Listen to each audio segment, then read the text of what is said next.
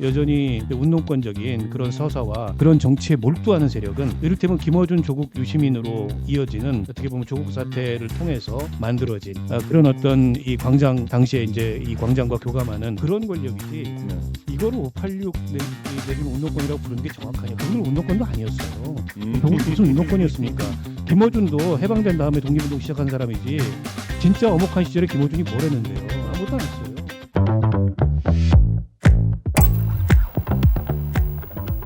이제 두 번째 주제로 한번 갈게요.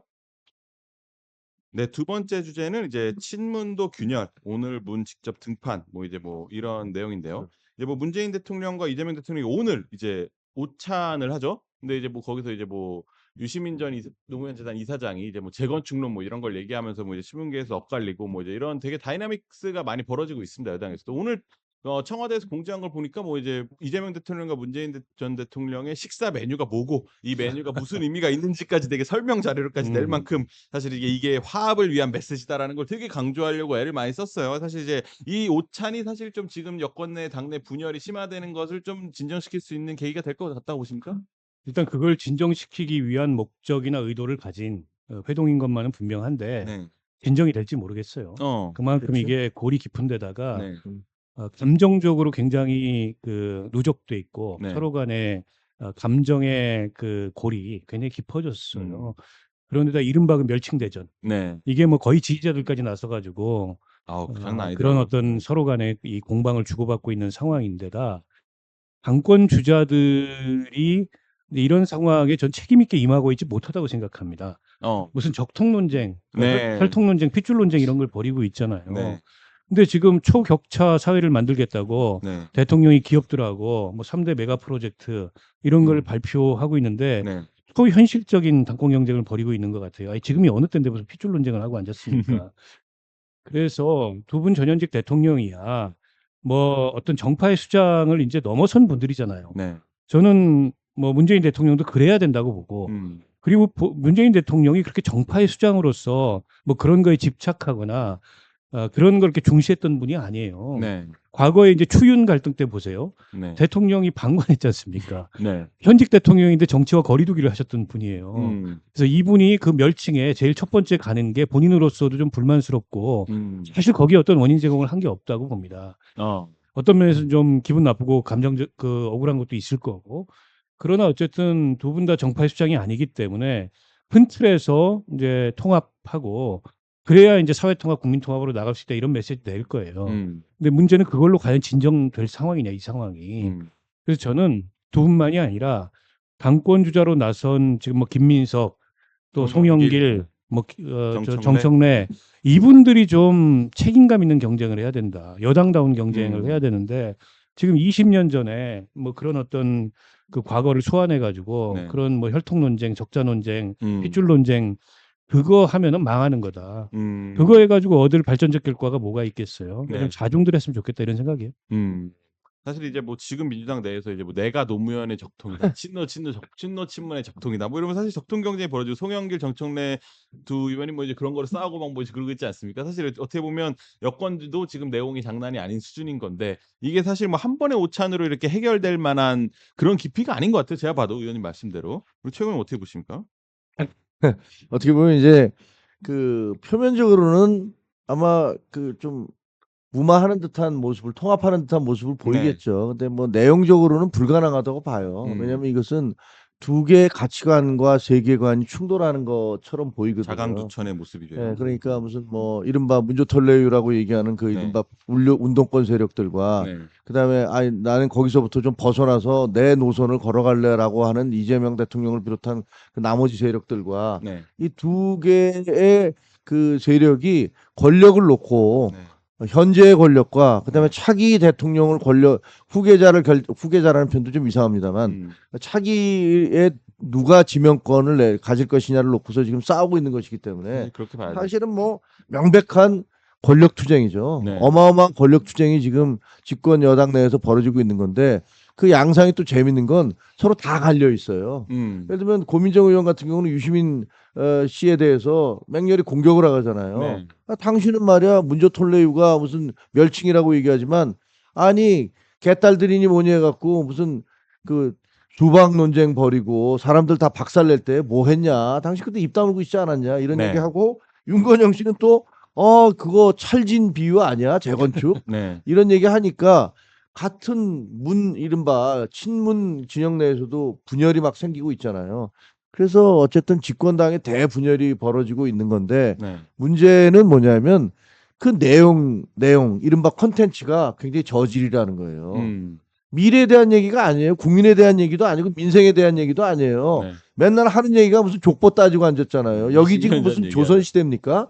조선시대에 지금 살인 당파 얘기하는 겁니까? 뭐 예속 논쟁에서 옷을 뭐 장례를 지낼 때 뭐 무슨 옷을 어떻게 입어야 되고 이거 갖고 국민들과 아무런 상관없는 싸움 벌였던 그 조선시대의 그 양반 살인들 똑같지 않습니까? 지금 하고 있는 게 뭐 누가 노무현의 적자고 노무현 때 너는 어떻게 했고 나는 어떻게 했고 그게 지금 무슨 상관입니까? 그게 지금 국민들이 먹고 사는 문제하고 관계가 있습니까?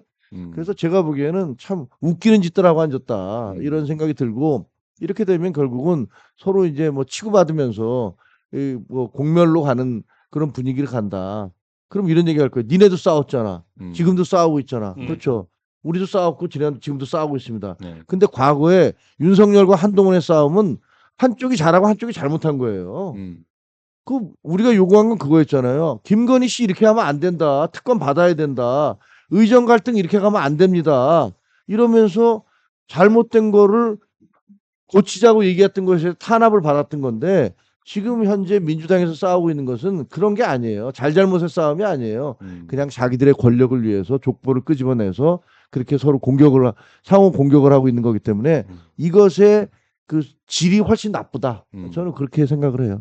사실 이 문제에 대해서 우리 박 의원님 잘 아실 것 같은데 어쨌든 그 소위 문조털레라고 불리는 그 멸칭에서 문은 좀 아니다. 뭐 이렇게 빠져야 된다 이런 얘기들은 좀 이제 많은 분들이 하시는 것 같은데 친문 내에서도 사실 뭐 이제 윤건영, 고민정 의원들이 목소리가 엇갈리는 거 이것도 분화라고 봐야 되나요? 어떻게 봐야 되나요? 글쎄요, 뭐 분화라면 분화일 수도 있는데 지금 서 있는 위치가 조금 달라서 그런 것 같아요. 네. 고민정 의원은 이번 전당대회 출마 가능성이 뭐 있는 많이 것 나왔더라고요. 같습니다. 네. 출마할 것 같아요. 그렇다 보니까는 지금 이제 본인이 네. 과거에 친문인 건 맞지만 네. 유시민 작가가 하는 어떻게 보면은 이제 친문의 입장에 서서 네. 지금 이 정치적 상황에 대해서 불만을 표한 건데 네. 그조차도 적절치 않은 측면이 있다라는 걸 지적한 거고 네. 저는 뭐 고민정 의원 말이 그렇게 틀리지 않다고 생각해요. 과거에 그런 멸칭이 오갈 때 유시민 작가가 뭐 그런 거 하지 말자고 얘기한 적 있나요? 그거 없었어요.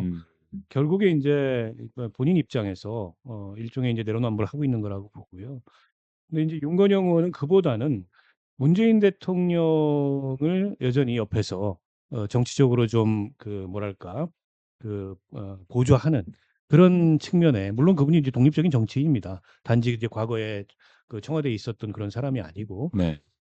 그렇다 보니까 조금 이제 다른 해석을 하는 게 아닌가 싶은데요. 그건 뭐 이렇게 중요한 문제는 아닌 것 같고 그러니까 저는 이게 미세하게 들여다보면 그냥 핏줄 논쟁이고 혈통 논쟁이고 비생산적인 소모적인 미래와 관련 없는 혹은 이제 가치나 어떤 정책을 동반하지 않는 그런 주도권 다툼인 것처럼 보이지만 저는 이제 이 당의 구주류 그러니까 지금 현재 여권의 구주류라고 하는 분들이 과거의 그런 주류적 지위에서 밀려나는 혹은 본인들이 그런 주류적 지위에 더 이상 있지 않다라는 네. 것에 대한 불만과 위기감에서 오는 일종의 도발로 보여요. 그러니까 사실은 지금 이재명 대통령은 대통령이 됐습니다. 네. 더 이상 무슨 당내 정치나 혹은 야당과도 정치적 경쟁을 하는 위치가 아니에요. 국정의 성과에 집중해야 되는 그래야 그렇죠. 역사에 이름을 남기는 대통령이 되는 사람입니다. 네. 그러면 정치를 조금 다른 시각에서 볼 수밖에 없어요. 대통령이 되기 전에 정파의 네. 수장일 때하고 네. 그래서 다른 시각에서 정치를 보는 겁니다. 그래서 사람을 기용하는 폭도 좀 넓히고 네. 그리고 정책을 추진하는 그런 관점도 전 국민적 관점에서 정책을 추진하려고 하는 거예요. 당연해요. 모든 그렇죠. 대통령이 저는 네. 그렇게 해야 된다고 봅니다. 네. 근데 유시민 작가가 지적했던 게 뭡니까? 왜 검찰 개혁 속도를 안 높이냐? 왜 단박에 쇳불도 당김에 안 빼냐? 그리고 왜 문조털레유 이런 멸칭이 오가는데 그걸 대통령이 마치 방관하냐? 더 나아가서는 조장하냐? 뭐 용역을 보냈다는 건 그런 의미이지 않습니까? 그리고 세 번째로 조국 신당 어떻게 보면 이게 같은 핏줄인데 왜 거기 끌어안지 않고 왜 조국을 낙선시키게 떨어뜨리게 만드냐? 나아가서 왜 전당대회 개입하냐 뭐 이런 류예요. 그러니까 이거는 정파적 관점에서 그러니까 저 여권 내에 민주당 내에 특정 정파의 관점에서 대통령한테 문제 제기를 하고 있는 거고 대통령한테 그 정파 수장의 위치로 돌아오라고 얘기를 하고 있는 겁니다. 정당하지 않죠. 때문에 이거는 쌍방이 똑같다는 차원에서 볼 문제는 저는 아니라고 보고 어떻게 보면 집권 세력이 그리고 대통령이 대통령답고 집권 세력다운 그런 정치를 펴고자 하는 것에 대해서 일종의 이 당의 그 민주당의 구주류들이 문제 제기를 하고 있는 거예요. 그게 증축이 아닌 재건축을 시도하지 마라. 기존 입주자의 동의를 받아라라는 주장이라고 봅니다. 때문에 저는 그 유시민 작가가 얘기하는 혹은 김어준 씨가 얘기하는 지금 이 주장이 정당하지 않다고 봐요. 이른바 코어 지지층 어쩌고 하는 얘기가 정당하지 않다고 봅니다. 그리고 실제 그런 통계적 근거도 없어요. 코어 지지층이 흔들린다는. 그보다는 중산층이나 이런 데 중간층이나 이런 데서 더 빠지고 있는 거고 여권 전체가 이거는 가치 위기감을 느껴야 될 문제지 이게 마치 전통적인 지지층의 그 기호나 요구사항에 반하는 일을 대통령이 하고 있기 때문에 발생한 일이 아니다. 그렇게 이 상황을 인식하는 것 자체가 굉장히 편협한 관점이고 대통령의 통치를 정파 이해관계에 가두려고 하는 시도이기 때문에 저건 좀 바람직하지 않다고 봅니다. 사실 이제 이렇게 편이 갈려서 쌈박질을 하게 되면 어떤 결과가 나든 사실 이제 만약에 김민석이 되든 송영길이 되든 정청래 대표가 되든 당의 내용은 엄청나게 심각해지고 이게 회복이 안 될 것 같고 국정운영 동력에도 되게 큰 차질을 빚을 것 같은데 이대로 가게 되면 이게 참 만약에 어떤 결과가 나든 상대편 쪽에는 분명히 이제 깊은 내용의 상처가 아로 새겨질 텐데 이게 어떻게 흘러갈 거라고 보세요? 우리가 뭐 그런 얘기 하잖아요. 피로스의 승리 뭐 이런 얘기 하잖아요. 네. 과거 이제 그리스 로마 시대 그 전쟁에서는 이겼는데 이기고 망했어. 뭐 그게 피로스의 승리잖아요. 전쟁을 치르면서 너무나 많은 출혈을 하고 너무나 많은 물자와 자원을 동원하고 인력 같은 것들이 살상되고 그래서 결국은 전쟁에서 이겼는데 남은 거 하나도 없는 전쟁이었다. 이것을 피로스의 승리라고 그냥 흔히들 얘기하는데 지금 민주당에서 벌어지고 있는 게 딱 그 꼴이더라고요. 누가 이기든 간에 그 이기는 게 그렇게 자랑스러울까? 그리고 그래서 그 후유증이 사라질까? 뭐 이런 부분에 대해서는 다 네거티브 아니다라는 대답밖에 나올 수 없을 것 같아요. 누가 이기든 별로 자랑스럽지 않은 승리가 될 것 같고 그다음에 그 이후의 후유증 그러니까 쉽게 얘기하면 통합이 이루어지지 않고 서로 갈등하는 것 그것도 계속 갈 것이다 이런 생각이 되어져요. 이거는 기본적으로는 한 20년 동안 지배해왔던 운동권적 세계관의 붕괴예요. 그러니까 본인들은 선이고 나머지는 다 악이라고 주장하는 사람들. 특히 유시민 씨가 대표적인 거 아닌가요? 제가 보기엔 그래요. 왜냐하면 이 사람은 말이 계속 바뀌어요. 지금 문조털레오 갖고 왜 멸칭하느냐 그러죠. 이분이 문재인 대통령 때는 본인이 어용 지식인을 자처하면서 난 어용 지식인 될래라고 얘기하면서 그때 당시에 이른바 문바들 그런 사람들이 언론인과 정치인들에 대해서 무차별 문자 폭탄을 보낼 때 대통령이 이거 양념이라고 얘기했잖아요. 그거에 대해서 그거 지적하신 적이 있나요? 그런 부분들에 대해서 그 사람들의 어떤 그런 무지막지한 그런 행동에 대해서 비판한 적이 있나요? 없습니다. 그러니까 제가 알기는 없어요.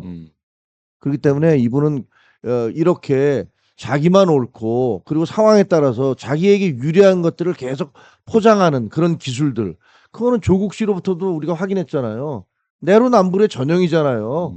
뭐 너희는 가분개로 살고 개천에서 용날 생각하지 마. 그러면서 그래도 내 자식들은 다 유학도 보내고 어떻게 해서든지 의대 보내고 뭐 이런 거 해왔던 거 아닙니까? 그런 하나의 세계관이 지금 이제 극에 달해서 이제 무너지고 있는 과정이라고 저는 생각을 합니다. 그래서 이것도 무너져야 돼요. 그동안에 이 사람들이 그 민주당을 장악했던 과정이라는 거 거기서 긍정적인 측면도 있었어요. 그 과정을 통해서 민주당은 그 김대중의 호남당이라는 것으로부터 그 지역주의를 탈피한 이념적 전국 정당으로 탈바꿈한 것도 사실이에요. 근데 그 이후에 진행되면서 지금 이 단계에 이르러서는 이제 발이 너무 차서 기울어져야만 될 때가 된 거거든요. 근데 이 사람들이 안 기울겠다고 자기들이 권력을 계속 유지해야겠다고 문재인과 마찬가지고 이재명도 우리가 요구하는 대로 움직이라고 그렇게 하고 있는 거예요. 근데 그걸 못하겠다고 지금 하고 있는 거고 그래서 싸우고 있는 거여서 저는 결국은 이재명 전 대통령이 이길 거라고 생각을 해요. 근데 이재명 전 대통령이 잘한다는 생각 안 해요. 저는 반대하는 사람입니다.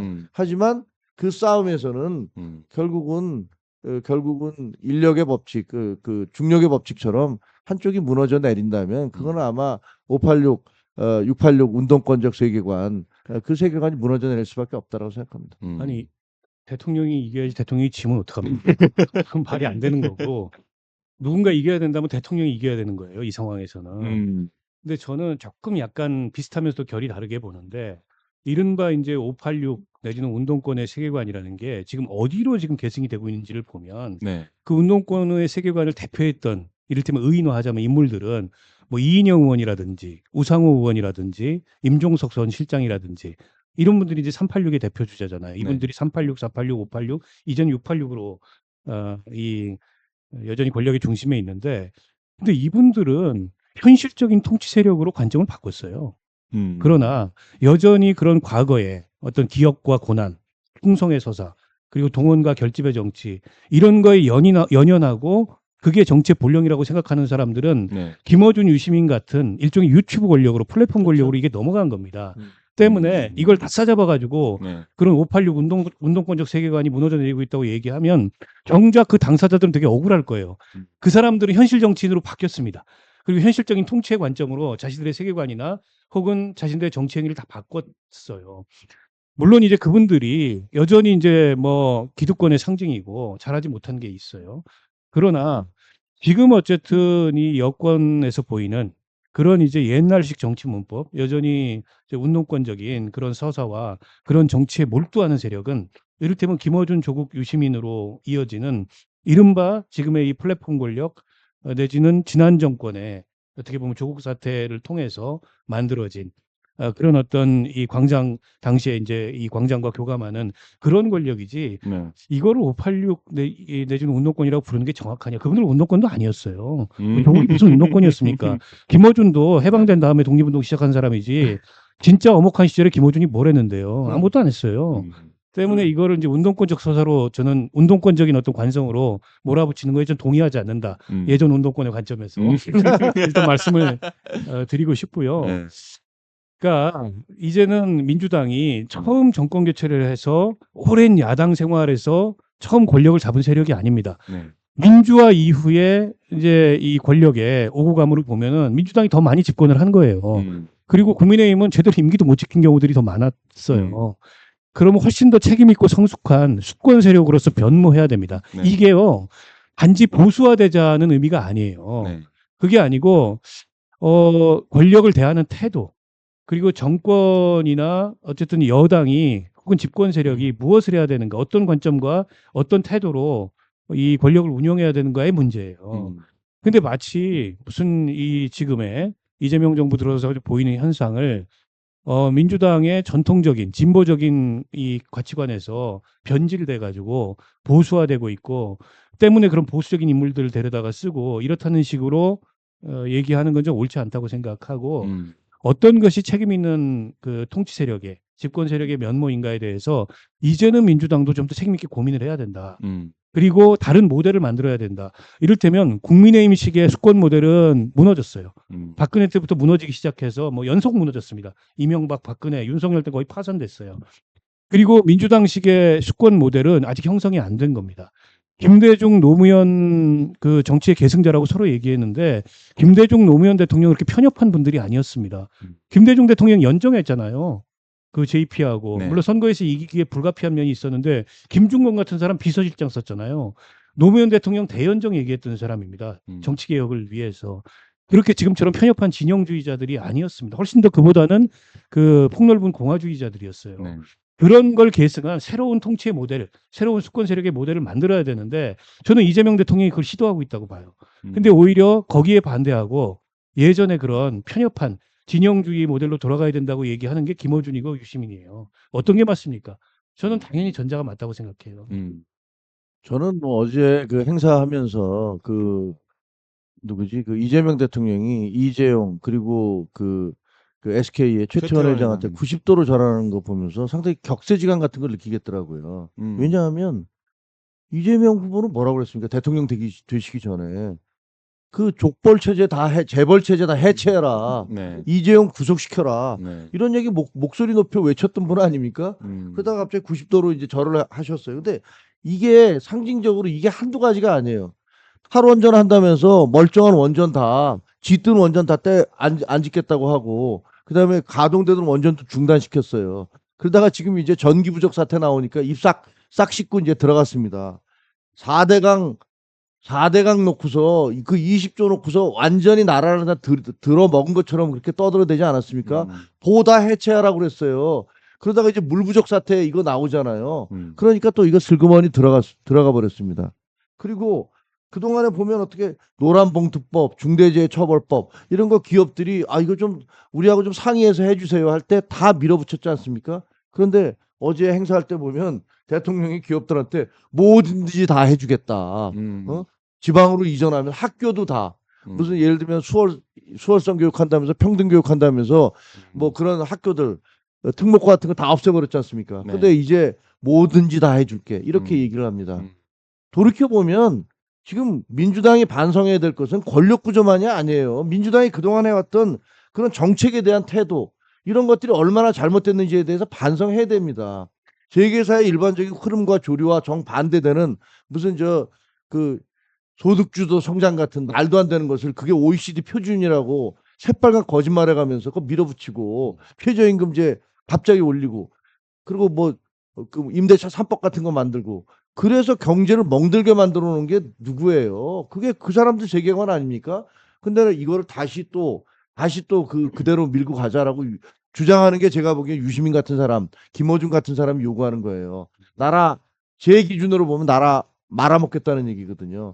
그래서 권력 구도에 대한 그런 반성뿐만이 아니라 자기들이 해왔던 그런 정책들 그런 것들이 얼마나 시대에 착오적이고 잘못된 것인지에 대한 반성도 뒤따라야 된다. 저는 그렇게 생각해요.